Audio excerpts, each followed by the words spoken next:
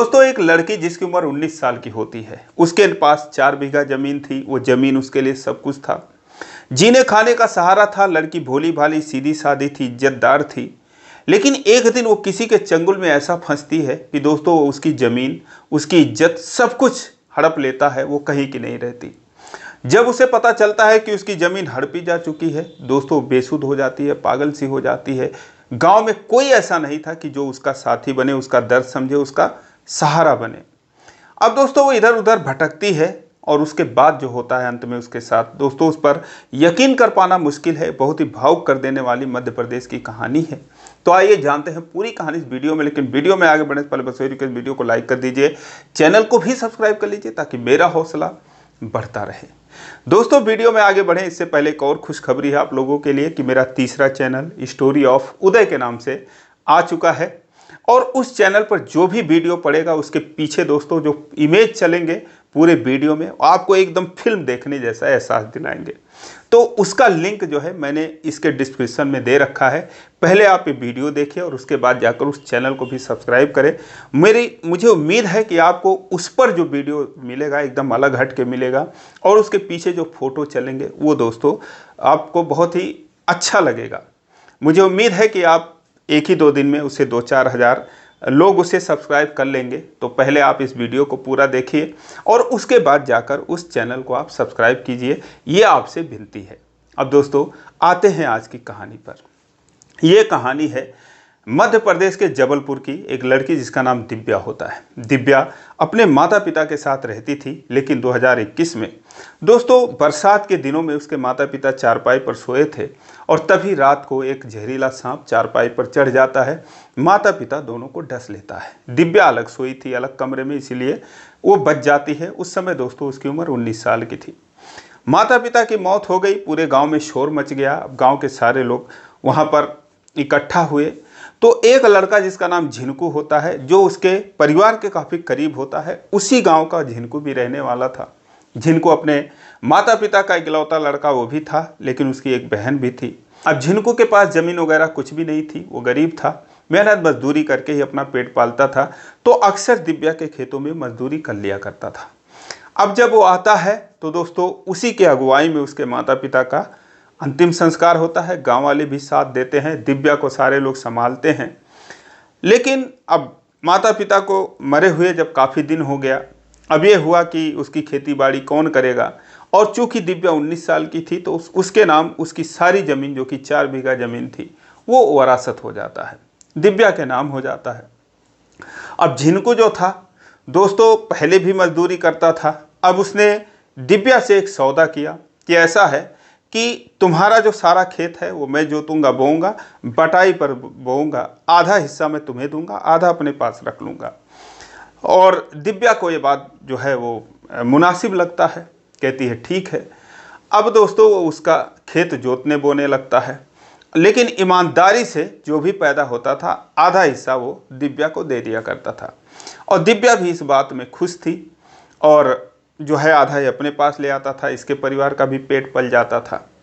अब दोस्तों धीरे धीरे 2021 से 22-23 आ जाता है। ये काम उसी तरीके से करने लगा। साल में 2 फसलें करता था, धान का, गेहूं तक का, कुछ सब्जी वगैरह भी बो लेता था। तो दिव्या का भी बड़े आराम से उससे कटने लगा और जो भी अनाज थोड़ा बहुत ही वो खाती थी, बाकी बेच के अपना गुजारा करती थी। गाँव के सारे लोग जो है अब वो यही कहते थे, दिव्या से भी कहते थे कि दिव्या अब तुम कहाँ जाओगी इस गांव को छोड़कर, और जहाँ भी जाओगी तो तुम्हारे इस खेत का क्या होगा। और जो झिनकू है उसी से तुम अपना अगर शादी कर लेती तो हम लोग तुम्हारा साथ देते, तो तुम्हारा जीवन का गुजर बसर अच्छे से होता। लेकिन दोस्तों दिव्या एक भोली भाली लड़की थी, सीधी सादी थी। इस बात पर वो शर्मा जाती थी। और जो झिनकू था उससे भी लोग बातें करते थे, लेकिन वो कहता था कि अब जो दिव्या की मर्जी होगी वही करेगी। मैं तो भाई एक हिसाब से उसी के सहारे मैं भी जी खा रहा हूँ, उसके खेतों में अनाज पैदा करके, तो मैं उसके सामने प्रस्ताव कैसे रख सकता हूँ। मन में ही अपने वो सोचता है, किसी से कभी वो कुछ कहता नहीं है। वो भी शर्मीले स्वभाव का ही लड़का था, 8वीं तक बस वो पढ़ा हुआ था। अब दोस्तों वक्त बीतता गया, झिनकू उसके खेतों में काम करता। दिव्या कभी कभार उसके लिए नाश्ता बना कर ले आती, चाय बना कर ले आती, जो कि अक्सर लोग मज़दूरों को दिया करते हैं। एक टाइम का चाय वगैरह तो लेकर आती थी। तो उससे वो अक्सर बातें करता था। जो झिनकू था कहता था, दिव्या मान लो अगर मैं कभी मुंबई चला गया या दिल्ली चला गया कमाने के लिए, कहीं भी चला गया, तो फिर ये तुम्हारा खेत कैसे होगा, तो तुम भी कुछ सीखा करो कि ताकि कोई और करे तो तुमसे बेईमानी ना करे। वो कहती है कि ठीक है सीख लूँगी, उसमें क्या है, और अगर तुम चले जाओगे तो क्या कोई और नहीं मिलेगा। इस तरीके से वो बात करती है। अब दोनों दोस्तों बैठकर बातें किया करते थे, एक दूसरे का दुख दर्द बांटा करते थे। धीरे धीरे दोनों में लगाव हो जाता है। अब जो है लोगों को यही लगा कि ये दोनों जल्द ही शादी कर लेंगे। लेकिन तभी दोस्तों दिव्या के जीवन में एक लड़का आता है। उस लड़के का नाम जो है वो राजन सिंह होता है। राजन जो है दोस्तों वो जो है आके उसके आगे पीछे मंडराने लगता है। बाइक लेकर आता था, अच्छा स्टैंडर्ड घर का था, वो पैंट शर्ट अच्छा पहनता था, सोने की माला वगैरह पहनता था, अच्छे मोबाइल रखता था, उसके पास गाड़ी थी महंगी बाइक, वो लेकर आया करता था। अक्सर जो है दिव्या से दो चार बातें कर लिया करता था। धीरे धीरे दिव्या को वो अच्छा लगने लगता है, उसके प्यार में वो फंस जाती है। तो 2-4 किलोमीटर दूर के गांव का था। अब सारे लोग जब देखते हैं कि ये कौन सा लड़का है जो दिव्या से बात करता है, बात गांव में फैल जाती है। दिव्या को समझाते हैं कि दिव्या तू क्या बात कर रही है किसी से, और कहीं मत भटक इधर उधर, और जो है इसी झिनकू से तू शादी कर ले। लेकिन वो इसका कोई जवाब नहीं देती है। अब दोस्तों जो राजन है उसको इतने सपने दिखा देता है कि वो दोस्तों हवा में उड़ने लगती है। वो कहता है कि मैं तुमसे शादी करूंगा और ऐसी शादी करूंगा कि पूरी दुनिया देखेगी, ऐसा किसी का हुआ नहीं होगा, इतने खर्चे होंगे उसमें। अब दोस्तों उसके भी मन में बैठ जाता है। वो सोचती है कि चलो ये तो बहुत अच्छा है। लेकिन जब उससे मिलना जुलना और बातें करना इस तरीके से, वो उसे एक मोबाइल भी खरीद के दे देता है अच्छा सा। उसके पास पहले छोटा सा मोबाइल था। जब ये सारी चीज़ झिनकू देखता है तो वो सोचता है यार ये गांव के लोग कुछ और ही बातें करते हैं, मैं उनका कोई जवाब नहीं देता, और ये भी सीधी सादी है, लेकिन देखो अब किसी के प्यार में ये पड़ चुकी है। एक दिन वो उससे अपने दिल की बात कह ही देता है। सोचता है कि मैं इसे बोल ही दूं, नहीं तो कहीं ये समझती होगी कि मेरे मन में इसके प्रति कुछ है ही नहीं, और कहीं देर ना हो जाए। तो इसीलिए समय रहते इसको दिल की बात बोल ही देता हूँ। अब आगे इसके दिल में जो होगा वो यही करेगी, यही सोचेगी, इसकी मर्जी। एक दिन दोस्तों वो उसके लिए खाना लेकर आती है। खेत में वो काम कर रहा था। अब दोस्तों खाना खाते हुए सोचते हुए जो झिनकू था वो दिव्या से कहता है कि दिव्या मैं तुमसे एक बात कहना चाहता था। दिव्या कहती है कि हाँ बताओ क्या कहना चाहते हो। वो कहता है कि देखो जब तुम्हारी मम्मी थी, तुम्हारे पापा थे, तो मैंने उनको बातें करते हुए सुना था कि अगर झिनकू जैसा लड़का मिल जाए हमारी बेटी के लिए तो कितना अच्छा रहेगा। तो तुम्हारी माँ ने मजाक में ही कहा था या कैसे कहा था, या शायद उनके दिल की ये बात थी, किसी झिनकू से ही शादी कर देंगे तो हमारी बेटी हमारे आंखों के सामने रहेगी और ये हमारे खेतों में काम करेगा। तो ऐसा तुम्हारे माता पिता सोच रहे थे। तो कहती है अच्छा तो तुम क्या सोच रहे हो। कहता मैं भी यही सोच रहा हूँ यार कि हम दोनों एक दूसरे को सालों से जानते हैं, बचपन से तुम मुझे जानते हो, मैं तुम्हें जानता हूँ, और मुझे जानती हो कि मैं फालतू लड़का हूँ नहीं, और खाता पीता कुछ हूँ नहीं, शराब दारू गुटखा वगैरह। तो अगर शादी कर लेती तो मैं तुम्हें ना ज़िंदगी भर सुखी रखता। और ये जो तुम्हारी ज़मीन है सब मत सोचो, तुम्हारे ज़मीन के लिए कह रहा हूँ, तुम्हारी ज़मीन तुम्हारे ही नाम रहेगी। जैसे अब मैं मजदूरी कर रहा हूँ वैसे तब भी मजदूरी मैं तुम्हारा करूँगा और तुमसे प्यार करूँगा, तो फिर हमारा जीवन जो है वो सुखमय रहेगा। अब दोस्तों ये बात सुनती है दिव्या तो वो अपनी नज़रें झुका लेती है। उसे भी लगता है कि झिनकू जैसा लड़का तो मिलना मुश्किल है।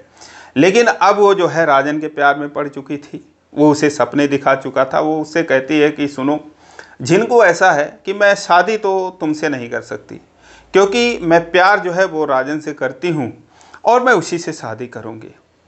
वो कहता है अरे यार वो पता नहीं कैसा है, तुम्हें कहाँ लेकर जाएगा, कहाँ रखेगा। वो कहती है जहाँ भी लेकर जाएगा, जब उसके ठाट बाट इतने हैं तो मुझे जहाँ भी लेकर जाएगा उसके घर में जाऊँगी तो अच्छे से। अब यहाँ पर गांव में मुझे नहीं रहना, मुझे उसके साथ जाके शहर में रहना है। अब इस बात से दोस्तों झिनकू जो है वो दुखी हो जाता है। कहता कोई बात नहीं, जैसी तुम्हारी मर्जी, मैं तो बस, तुम्हारे माता पिता भी यही सोचते थे और गाँव वाले भी यही कहते हैं तो मैंने बस तुमसे अपने दिल की बात कह दी, नहीं तो कल को तुम कहो कि नहीं मैंने तुमसे कुछ नहीं कहा। वो कहती है नहीं, इसकी ज़रूरत नहीं है, मैं कभी तुमसे कहने वाली नहीं हूँ, और मैं जो है अब जो है राजन से ही शादी करूँगी। उसके बाद दोस्तों अब वो काफ़ी दुखी हो जाता है, इतना दुखी हो जाता है क्योंकि वो जो है दिव्या से बहुत प्यार करता था। उसे पूरा विश्वास था कि जो दिव्या है वो उसी की ही पत्नी बनेगी, उसे 100% ये यकीन था। लेकिन जब वो दोस्तों दूसरे के प्यार में पड़ जाती इससे बहुत दुख होता है। और फिर वो कहता है एक दिन दिव्या से कि ऐसा है दिव्या कि अब मेरी बहन बड़ी हो रही है, उसकी शादी करनी है, माता पिता बूढ़े हो चले हैं, उनके दवाई का पैसा वगैरह लगता है, तो मैं यार अब यहाँ गांव में रहूँगा नहीं, मैं भी जा रहा हूँ मुंबई कमाने के लिए। वो कहती है अच्छा तो मैं शादी करूँगी तो मेरे शादी में आओगे नहीं? कहता है ठीक है, अगर मेरे पास पैसा वैसा रहा तो मैं तुम्हारे शादी में ज़रूर आऊँगा। वो कहती है ठीक है, पैसे नहीं होगा तो बताना, मैं तुम्हें जो है पैसे भेज कर तुम्हें बुला लूँगी। तुम शादी में नहीं आओगे तो काम कौन करेगा, मेरे तरफ से और है ही कौन। कहता अच्छा ठीक है, आ जाऊँगा। अब दोस्तों उसके बाद वो चला जाता है। अब इधर जो राजन था पूरी तरीके से उसे अपने प्यार में फंसा लेता है। फिर उससे कहता है, आकर एक दिन कहता है कि ऐसा है शादी तो मैं तुमसे करूँगा, लेकिन मेरी मम्मी चाहती हैं कि मेरी शादी धूमधाम से हो, बहुत अच्छे से हो। कहती है हाँ ये तो तुम भी चाहते हो। कहता है लेकिन यार अब वो ये चाहते हैं ना कि लड़की वाले भी कुछ पैसा खर्च करें। तो मैंने बताया उनको कि जो लड़की है उसके पास कुछ नहीं है, बस 4 बीघा ज़मीन है और कोई है भी नहीं शादी में खर्च करने वाला। तो तुम एक काम करो ना, 1 बीघा ज़मीन तुम बेच दो, क्योंकि मेरे पास वैसे भी जाकर तुम रहोगी जब मेरे घर में, तो इन ज़मीनों का कोई काम रहेगा नहीं, तुम्हें इसके टेंशन लेने की ज़रूरत नहीं रहेगी, किसी को दे दोगी, अपना जोतेगा बोएगा देखेगा, लेकिन शादी बार बार होती नहीं। तो 1 बीघा ज़मीन बेच दो और बढ़िया से यार शादी कर लो, जमाना देखे। वो सोचती है कि चलो ठीक ही कह रहा है ये, कुछ पैसे तो लड़की वालों को तो खर्च करने ही होता है। कहता है ठीक है, लेकिन मैं किसको बेचूं, कहाँ बेचूं? कहता है इसकी तुम चिंता मत करो, मैं एक ग्राहक लेकर आऊँगा और फिर जो है वो एक आदमी है जो सबकी ज़मीनें खरीदते हैं, अच्छा पैसा तुम्हें दे देंगे। अब दोस्तों गांव के बगल में ही एकदम उसकी ज़मीन थी, मेन जगह पर। 1 बीघे का 10-12 लाख रुपए जो है वो उसे दाम तय हो जाता है, वो मान जाती है। और उसके बाद दोस्तों एक दिन तहसील पर जाती है एक व्यक्ति जिसका नाम तिलक राम होता है। दोस्तों तिलक राम आता है, कहती है कि देखो यही हैं और यही तुम्हारा ज़मीन खरीदेंगे। कहती है ठीक है, पैसे कब मिलेगा? तो कहता है पैसे की टेंशन मत करो, बस तुम वहाँ पर बोल देना कि तुम्हें खाते में सारा पैसा मिल चुका है, क्योंकि ज़मीन लिखवाने जाओगी तो नगद का वहाँ पर लेन देन नहीं होना चाहिए।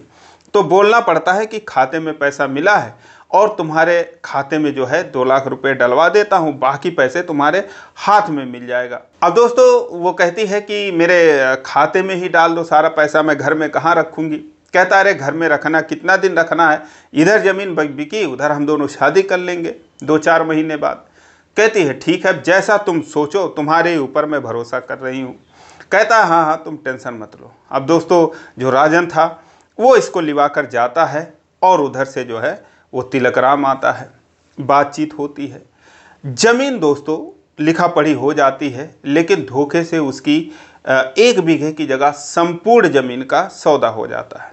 वहाँ पर वो दस्तखत कर देती है और संपूर्ण ज़मीन जो है वो उसका तिलक राम लिखवा लेता है। अब दोस्तों जो तिलक राम था वो कोई और नहीं था, वो उसी राजन सिंह का पिता था। ये बाप और बेटों का मिला जुला षड्यंत्र था कि जिन्होंने एक बेसहारा लड़की को इस तरीके से ठगा था, क्योंकि तिलक राम का स्वभाव ऐसे ही था।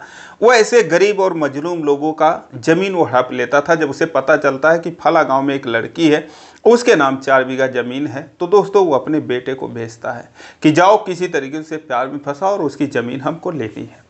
और दोस्तों इस तरीके से उनके चंगुल में आ चुकी थी। सारी ज़मीन वो लिख देती है। 2-4 महीने लोग शांत बैठते हैं। ये प्यार भरी बातें करता रहा, बड़े बड़े सपने दिखाता रहा, लेकिन जो इसके 2 लाख रुपए इसके खाते में थे, अब इसके कुछ रिश्तेदार आ गए, कुछ गांव वाले, अरे दिव्या जरा दे दे 5,000 10,000 तेरी शादी में दे देंगे। ऐसे ऐसे करते दोस्तों उसका 1 लाख रुपए करीब खर्च हो गया। जब 5-6 महीने बीत गए तो दोस्तों एक दिन वो राजन से कहती है कि अगर शादी नहीं करोगे तो जो पैसे हमारे तो जानने पहचान वाले ही सारा लेकर चले जाएंगे। तो शादी में क्या खर्च करूँगी और इतना लेट क्यों कर रहे हो। कहता अरे कर लूँगा यार, कुछ समय दो मुझे। तभी दोस्तों जब एकदम से खारिज दाखिल वगैरह हो जाता है, ज़मीन तिलक राम के बिल्कुल नाम हो जाती है, तो एक दिन वो ट्रैक्टर भेजकर अपना सारा वो 4 बीघा खेत जुतवाने लगता है। अब दोस्तों दिव्या जो है जब देखती है उसके खेतों में ये ट्रैक्टर कौन चला रहा है, जाती है वहाँ पर, कहती है कि तुम हमारा खेत क्यों जोत रहे हो, किसने कहा तुमसे जोतने के लिए। तो वो लोग कहते हैं कि अरे तेरा खेत थोड़ी है, तूने तो खेत बेच दिया, अब कैसा तेरा खेत। वो कहती है क्या बात कर रहे हो, मैंने तो वो एक खेत बेचा है, 1 ही बीघा, बाकी की ज़मीन मेरी है। वो कहता है कहाँ, तू जाके पहले पता कर, सारा बेच के आई है, नखड़ा कर रही है, नौटंकी कर रही है। अब दोस्तों वो कांपने लगती है, काटो तो खून नहीं। वो राजन को फ़ोन करती है कि यहाँ तो ये लोग ऐसे ऐसे कर रहे हैं। पहले तो फ़ोन 2-4 बार काट देता है, उसके बाद फिर वो आता है। बहुत बार जब फ़ोन लगाती है तो वो उसके जो है वो रोने लगती है, कहती है कि देखो ये क्या हो गया। वो कहता है, उन लोगों से बात करता है बनावटी में, तो वो लोग कहते हैं भाई पहले जाके कागज़ पता करो। अगले दिन दोस्तों वो आकर दिव्या से कहता है कि दिव्या बहुत बड़ा धोखा किया, जिस पर हमने भरोसा किया तिलक राम, वो तो बड़ा चालाक निकला, उसने तेरी सारी ज़मीन लिखवा ली। वो कहती है ऐसा कैसे हो गया, मैंने तुम पर भरोसा किया था और तुमने मुझे जो है मिटवा दिया। कहता है कोई बात नहीं, अब जो है वो बड़े लोग हैं, मैंने पता किया कि खतरनाक आदमी है, ज़मीन के विवाद में कुछ लोगों को वो जो है ठिकाने भी लगा चुका है। तो एक काम कर, मैं हूं ना, मेरे पे भरोसा रखो तुम, मैं तुमसे शादी करूंगा। अब दोस्तों उसका एकमात्र भरोसा जो है वही राजन रह जाता है। कहती है ठीक है, लेकिन उसके बाद उसका रवैया एकदम से बदल जाता है और एक दिन वो उससे दूरी बना लेता है। जब बहुत ही दबाव डालने पर मुलाकात करती है, साफ मना कर देता है कि ऐसा है कि मेरे माता पिता कह रहे हैं कि अगर मैं तुमसे शादी करूंगा तो वो अपनी जान दे देंगे, बता मैं तुझे देखूं या अपने माता पिता को देखूं, तो इसीलिए मुझे माफ़ कर, अब मैं जो है मेरे रास्ते से तुम हट जाओ। दोस्तों उसके बाद दिव्या का वो हालत होता है कि जिसकी कल्पना नहीं की जा सकती। अब वो दोस्तों एकदम बेसुध सी, खाना पानी टाइम से नहीं खाती है, हमेशा रोती रहती थी। अब गांव की जो औरतें थी वो ताना मारने लगती हैं कि और उड़ हवा में, तुझसे कह रहे थे झिनकू से शादी कर ले, लेकिन तू मानी नहीं, बस तुझे बड़े बड़े सपने कोई दिखाया। अब उनके खिलाफ दोस्तों कोई कर भी नहीं सकता था। वाकई में जो तिलक राम था ऐसे ही भूमाफिया टाइप का आदमी था, तो कौन जाता अपनी जान जोखिम में डालने। अब ये इधर उधर दोस्तों भटकने लगती है, इसका जो है एकदम शक्ल ही बदल जाती है इसकी। किसी ने फ़ोन करके जो है उसके बाद झिनकू के बात बताई, झिनकू को भी गए हुए करीब 1 साल होने वाला था मुंबई। उसको बताते हैं कि यार गांव में तो ऐसी ऐसी बात हो गई है, इसकी ज़मीन तो कि वो राजन जो था वो धोखे से और लिखवा दिया किसी तिलक राम नाम के व्यक्ति को। अभी तक भी इसको ये नहीं पता था दिव्या को या गांव वालों को कि जो ज़मीन लिखवाया है और जो राजन था ये दोनों बाप बेटे हैं, क्योंकि कभी जो है दिव्या से उसने अपने माता पिता से मिलवाया भी नहीं था। तो इस तरीके से अब दोस्तों जब वो सुनता है तो वहाँ से मुंबई से आता है, उसके आने का भी समय हो गया था। आता है और उसके बाद गांव में सारे लोग उससे बात बताते, क्योंकि सबको पता था भाई इसकी जो है उससे कुछ बातचीत थी और यही जो है उनके परिवार का हमदर्द था। तो झिनकू दोस्तों अब आता है उस दिव्या के पास। दिव्या खेत के कोने में बैठी थी, फसल जो है वो लहलहा रही थी, वो उसकी तिलक राम की उसने बुआ रखा था।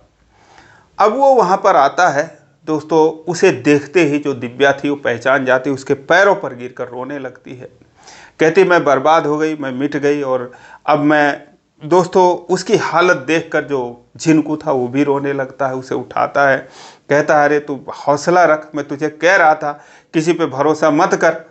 अब जो है वो बड़ा होशियार बनता था, खैर कोई बात नहीं, अब मैं आ गया हूँ, तू टेंशन मत ले।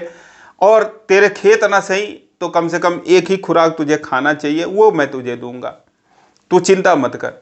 अब दोस्तों वो उसके बाद उसको लेकर अपने मामा के यहाँ जाता है। उसके मामा थोड़ा होशियार थे, उनसे पता करता, सारी बात बताता है। और उसके मामा जो है वो कहते हैं कि भाई अब इसमें जो है वकील करो, फिर दीवानी करो, फिर कोर्ट में जाओ, ये सारा मुकदमा करना पड़ेगा। और एक तो उन्होंने धोखाधड़ी से सारी ज़मीन लिखवाई है, और दूसरा उन्होंने सबसे महत्वपूर्ण बात है कि 10 लाख लिखवा कर कागज़ पर इसको सिर्फ 2 ही लाख दिए हैं। तो इससे अगर बात बन जाती है तो बन जाती है, 100% में 1-2% चांस है कि इसकी ज़मीन वो वापस आ जाए, और अगर हम लड़ पाए तो वो कहता है मामा किसी भी हालत में जो है ये जो है हमें लड़ना है, एक वकील से संपर्क करवा देते हैं। लेकिन जब वो जाता है उसको 2-4 बार लेकर, तो उसके माता पिता जो झिनकू के थे वो मना करते हैं। उन्हें डर लगने लगता है कि तिलक राम कहीं उनके बेटे के साथ कुछ ना गलत करे। लेकिन दोस्तों जो झिनकू था अब वो ठान चुका था कि अब चाहे जो हो जाए इसकी ज़मीन, क्योंकि उसे भी उस ज़मीन से प्यार था, क्योंकि उस ज़मीन का अनाज उसने भी कई सालों तक खाया था। तो कहता अब चाहे जो हो जाए कोशिश करके देखना है। जाता है दोस्तों, जब मुकदमा वगैरह एक वकील से करके वो मुकदमा वगैरह लिखवाते हैं, एप्लीकेशन दरख्वास्त डालते हैं, और जब तिलक राम के पास नोटिस जाता है तो दोस्तों वो कहता है ये कौन आ गया। वो आता है जो है झिनकू के माता पिता को धमकाता है कि तुम्हारे बेटे की लाश किसी दिन नदी पोखरे में तैरती मिलेगी तो मत कहना, बड़ा हीरो बन रहा है, और उसने जो है पैसे लिए उसने बेच दिया, हमारे बेटे की उसने ज़िंदगी बर्बाद कर दी अपने प्यार में फंसा कर। तो अब वो आया है उसके तरफ से लड़ने के लिए जो कहीं की नहीं है। तमाम बातें दोस्तों वो उल्टा सीधा दिव्या को भी कहता है और झिनकू के माता पिता को भी कहता है। झिनकू के माता पिता जो है उसे मना करते हैं कि बेटा क्यों जो है जान जोखिम में डाल रहा है, तेरी एक बहन है, इसी के साथ किसी दिन उल्टा सीधा हो जाएगा। लेकिन दोस्तों वो उनकी बात चुपचाप सुन लेता है, लेकिन वो अपनी वाली ही करता है। दोस्तों उसे बहुत मशक्क़त झेलनी पड़ी, कुछ पैसे उसने अपने मामा से उधार लिए जो मुंबई से कमा कर लाया था, सारा कुछ खर्च हो गया। लेकिन वो दिव्या के पीछे पीछे उसको अपने साथ लेकर चलता रहा और कोर्ट कचहरी में चक्कर काटते रहा। नतीजा ये हुआ कि दोस्तों 420 का मुकदमा दर्ज हुआ, धोखाधड़ी का दर्ज हुआ, जो डील हुई थी, ज़मीन की रजिस्ट्री हुई थी, उस पर जांच हुई, और फिर दोस्तों उस रजिस्ट्री को रद्द करने का आदेश आ गया सिविल कोर्ट से। जब रजिस्ट्री दोस्तों रद्द हो गई और उसके बाद जो तिलक राम था और उसका जो बेटा था राजन, इन दोनों के खिलाफ दोस्तों मुकदमा दर्ज हुआ, FIR करवाया झिनकू ने, और फिर इनको दोस्तों 6-6 महीने की जेल हुई। जिस दिन दोस्तों इनको हथकड़ी लगी और ये जेल गए, उसी दिन दोस्तों गांव वाले दांतों तले उंगली दबा लिए कि एक मामूली लड़का कैसे इतने बड़े आदमी से लड़ गया और इनको जेल भिजवाया, और दोस्तों इसकी जो ज़मीन है वो वापस दिलवाई। जब ज़मीन इसको वापस मिल गई, SDM आते हैं, मेड़बंदी करवाते हैं, निशानदेही करते हैं, और उसके बाद उसको कागजात सौंपते हैं कि ये ज़मीन आज से तुम्हारी है। दोस्तों ये सारा कुछ मामला 2025 में ही फाइनल हो गया था। अब दोस्तों जिस दिन फैसला आया उस दिन गांव के लोग आ गए, सबने कहा अब तो तेरी आंख खुलनी चाहिए, अब तो इस पर तू भरोसा कर ले। दोस्तों झिनकू उसके सामने खड़ा था, और ये जो है दोस्तों फूट फूट कर दौड़ कर उसके आंखों में देखती है, तो झिनकू की आंखों में आंसू था, और जैसे उसकी आंखें कह रही हो कि हाँ मैं वही हूँ, अभी मैं तुमसे वही प्यार करता हूँ, उतना ही प्यार करता हूँ। दोस्तों वो दौड़कर उसके सीने से लग जाती है, अपनी बाहें फैला देता है, और फिर दोनों एक दूसरे से लिपट के दोस्तों आंसू बहाने लगते हैं। और उसके बाद फिर ये फैसला होता है कि चलो जो हुआ वो हुआ, अब झिनकू और दिव्या की शादी होनी चाहिए। दोस्तों फिर इन दोनों की शादी फरवरी 2026 में बड़े धूमधाम तरीके से गांव वालों के सामने होती है, और आज दोस्तों ये लोग बहुत सुखी है, बहुत ही खुश हैं एक दूसरे को पाकर। अभी हाल ही में दोस्तों जो झिनकू था उसके लिए दिव्या ने एक ट्रैक्टर ले दिया है लोन पर, और जिसे वो अब चलाएगा और अपना और अपने पत्नी का, माता पिता का और बहन का दोस्तों वो गुजारा करेगा। दोस्तों उम्मीद है कि अब आगे आने वाले समय में इनको कोई दिक्कत नहीं होगी, कोई परेशानी नहीं होगी। तो ये रही कहानी। लेकिन एक बार फिर अलविदा कहने से पहले वही रिक्वेस्ट कि आप मेरे इस नए चैनल को स्टोरी ऑफ उदय को जाकर सब्सक्राइब कर लें, लिंक डिस्क्रिप्शन में है, और उस पर जो है कुछ हटके देखने को मिलेगा। फिलहाल आज के लिए इतना ही, अब मिलेंगे अगले वीडियो में, तब तक के लिए जय हिंद।